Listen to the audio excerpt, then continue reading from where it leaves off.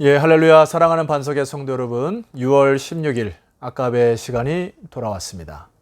오늘 말씀은 고린도전서 10장 14절에서 11장 1절까지의 말씀으로 함께 은혜를 나누고자 합니다. 예, 어제에 이어서 우리에게 닥친 그 상황 속에서 주님이 원하시는 진정한 회복, 그 영어로 restore, 다시금 복원되는, 그 새살이 돋아나는 그러한 일들이 저와 여러분의 삶 가운데 일어나기를 꼭 바라겠습니다. 저 개인적으로도 목회 일선에서 어떻게 하면 변화하고 어떻게 하면 주님이 기뻐하는 그러한 상태로 나아갈까 고민하고 기도하는 가운데 저의 자리를 잘 찾을 테니까요. 여러분도 삶의 현장에서 다시금 거룩한 불씨를 일으키고 또 교회를 위해서, 주의 나라를 위해서 거룩한 불씨를 일으켜 군부를 때우는 그런 한 주간이 되었으면 좋겠습니다. 자, 우리 안에서 끊임없이 성령의 인도함에 따라 말씀을 묵상함으로 몰아내야 될 것이 있죠. 그것을 개혁이다 이렇게 말씀드렸습니다. 그리고 그것을 부흥이라 말씀을 드렸죠. 고린도서 10장 14절에 보니까 우리들이 삶 속에서 버려야 될 것이 이렇게 표현하고 있습니다. 그런즉 내 사랑하는 자들아 우상 숭배하는 일을 피하라 했어요. 여기 피하라는 단어는 거부하라, 멀리하라. 완전히 마음속에서 그것을 거부하여 우상 숭배하는 것을 끊어라. 이런 표현이거든요. 이거를 그 메시지 성경에 보면 이렇게 표현을 하고 있습니다. 사람들이 하나님을 어떤 대상으로 전락시켜 이용하거나 통제하려는 모습이 보이거든 할 수 있는 한 속히 그 모임에서 빠져나오십시오. 자, 여기 중요한 단어가 있습니다. 우상 숭배라고 하는 것을 하나님을 이용하고 통제한다라는 단어로 써요. 이것에 대한 굉장한 동의가 있습니다. 우상 숭배라고 하는 것은 결과적으로 내 인생의 주인이 바뀌었다는 것인데요. 우리는 하나님의 자녀로 주권이 하나님에게 있다고 하는 것인데 우상 숭배라는 건 무엇이죠? 하나님을 이용하는, 즉 내가 주인이 되어 하나님을 이용하고 통제하려고 하는 것을 우상 숭배라 이야기합니다. 결과적으로 이 세상의 모든 우상들은 자기를 위하여 존재하는 것임에 불과합니다. 그러나 우리 그리스도인들의 삶은 나의 위치와 나의 존재 목적이 나를 위하여 있는 것이 아니죠. 다 하나님의 영광을 위하여 있는 것이기 때문에 우상 숭배를 멀리하라.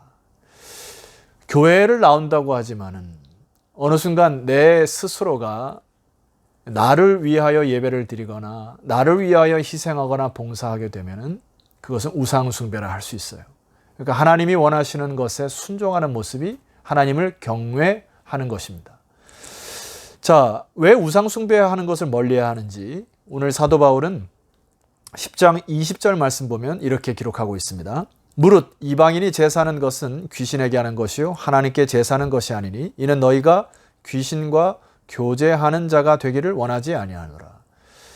그들이 삶 속에서 제사를 습관적으로 드려왔던 것들이 복음을 받아들인 이후에 철저히 끊어야 된다는 것이죠. 안 그렇게 되면 오늘 여기 말씀하는 것처럼 귀신과 교제하게 된다. 저 어렸을 적에도 우리 아버지가 이제 제사를 드렸었기 때문에 신앙이 들어오고 난 이후에 우리 엄마와 어머니와 함께 제사를 드릴 때 그것을 피하고 거부했던 굉장히 갈등 속에 있었던 것이 있었지만 참 잘했다는 생각이 듭니다. 왜냐하면 21절에 보니까 너희가 주의 잔과 귀신의 잔을 겸하여 마시지 못하고 주의 식탁과 귀신의 식탁에 겸하여 참여하지 못하리라. 그러면 우리가 주를 노여하시겠느냐? 우리가 주보다 강한 자냐? 메시지 성경은 이것을 22절 이렇게 표현합니다. 우리가 주님을 질투하게 만들어서야 되겠습니까? 우리가 주님보다 더 강한 자란 말입니까? 그러니까 주님의 더 사랑하는 것들이나 혹은 끊지 못할 것이 없다는 것이죠. 그래서 여러분 참 조심해야 될 것은 이 사탄이 우리들이 마음을 허용하거나 세상과 연락하거나 연합하는 일에 대해서 때로 죄악을 끊어버리지 못할 경우에 어느 순간 그 틈을 타서 사탄이 우리의 영을 지배하는 것, 이것이 너무나 위험한 것이죠. 그래서 진정한 부흥은 뭐라고 하는 것입니까? 우상 숭배하는 것을 멀리하고 제거하라. 각자의 삶 속에서 우상 숭배에 대한 부분이 있을 것입니다. 이것을 철저히 제거하시는 한 주간이 되기를 소망합니다. 그리고 주일날 말씀드렸던 것처럼 우리의 삶을 좀 심플하게 가져갈 필요가 있어요. 세상 사람들이 생각할 때에 뭔가 계속 올라가야 하고 높은 자리에 가야 하고 뭔가 많은 것을 누려야 하고 뭔가를 극대화시키는 것이 성공인 것으로 착각을 합니다. 영어 단어에 maximize라는 단어가 있는데 이것을 극대화라고 표현한 것이죠. 이제 그것을 자꾸 복이라고 생각하는 것입니다. 그러나 여러분, 문명이 발달된 곳을 보게 되면은 오히려 선진국보다는 약간 그 후진국 혹은 미개한 종족들의 행복 지수가 더 높은 것이 우리에게 교훈이 됩니다. 그것은 내가 무엇을 많이 가졌다고 해서 행복한 것이 아니에요. 어느 한 미국의 강연자가 미국의 그 CEO와 같은 이런 슈퍼마켓에 가서 이제 샐러드를 사려고 갔는데 그 샐러드 가지수가 자그마치 170여 가지가 되는 것으로 깜짝 놀란 것입니다. 내가 단순하게 어떤 샐러드를 먹는데 너무 복잡한 거예요. 무슨 샐러드를 먹어야 될지. 여러분, 우리가 이 세상을 살아가면서 현대화 문명화된 우리 사회 속에서 너무나 많은 가지수, 수많은 선택의 기로 속에서 삶을 극대화시키는 것 조심하셔야 합니다. 성경은 우리에게 제한된 자유가 있어야 한다, 이렇게 기록하고 있어요. 물고기도 물이라는 공간을 떠나게 되면은 참 그것이 죽음으로 다른 것처럼 물고기라고 하는, 물이라고 하는 제한된 공간에 머물러 있어야 그것이 물고기의 삶을 살아갈 수 있는 것처럼 하나님이 에덴 동산에 선악과를 둔 이유도 제한된 자유를 통하여서 하나님 안에서의 테두리, 그것을 하나님이 우리에게 원하시는 것이죠. 제한된 자유라고 하는 것을 역발상으로, 역으로 생각하면 다른 오늘 본문의 고린도서 10장 31절로 저는 그것이 표현된다 생각합니다. 31절, 그런즉 너희가 먹든지 마시든지 무엇을 하든지 다 하나님의 영광을 위하여 하라. 수동적인 것보다는 이것은 굉장히 적극적인 것이죠. 유대인에게나 헬라인에게나 하나님의 교회나 거치는 자가 되지 말고 33절, 나와 같이 모든 일에 모든 사람을 기쁘게 하여 자신의 유익을 구하지 아니하고 많은 사람의 유익을 구하고요, 그들로 구원을 받게 하라. 자, 그리스도인의 존재이는 뭐라고요? 나의 유익을 구하는 자들이 아니고 다른 사람의 유익을 구하고 그것을 통하여 모든 사람이 하나님의 구원을 이루는, 기쁨에 이르는 통로로 삼아가는 것이 바로 우리들의 존재의 목적임을 꼭 기억할 필요가 있습니다. 제한된 자유를 사랑하십시오. 그리고 무엇을 하든지 다 하나님의 영광을 위하여 하십시오. 자, 성도 여러분, 마지막 하나 좀 생각해야 될 것이 있습니다. 일전에 여러분에게 말씀드렸던 것으로 기억이 되는데 반지의 제왕을 쓴 톨킨이라는 분이 단편 소설 하나 썼는데요. 그것이 니글의 이파리라고 하는 것입니다. 이 톨킨이 어느 날 이렇게 자신이 창밖을 바라보다가 이제 글을 쓰다가 한계에 부딪혀가지고 어떻게 할까 고민하는 가운데 많은 사람들이 바깥에 있는 나무를 가지치기를 하고 자기가 보기에도 엉성하게 그 나무를 죽이고 있다는 것이에요. 그래서 그것이 마치 자기의 내면 세계를 보는 것처럼 느껴졌답니다. 그래서 순간적으로 그 자리에 앉아가지고 이 니글의 이파리라고 하는 글을 썼던 거예요. 이 스토리는 이렇습니다. 간단하게 말씀드리겠습니다. 니글이라는 주인공이 직업은 화가였고 여행하기를 즐겨 했습니다. 근데 이 니글이 어느 날 이파리를 그리다가 이파리부터 시작을 했는데 주변의 사람의 어려운 사람의 소식을 듣고 붓을 내려놓고 다른 사람을 돕고 와서 또 이파리를 섬세하게 그리다가 또 어떤 소식을 듣고 그렇게 인생을 살다가 말입니다. 독감에 걸려서 죽어버려요. 자, 이 소설이 이렇게 끝나면 재미없겠죠.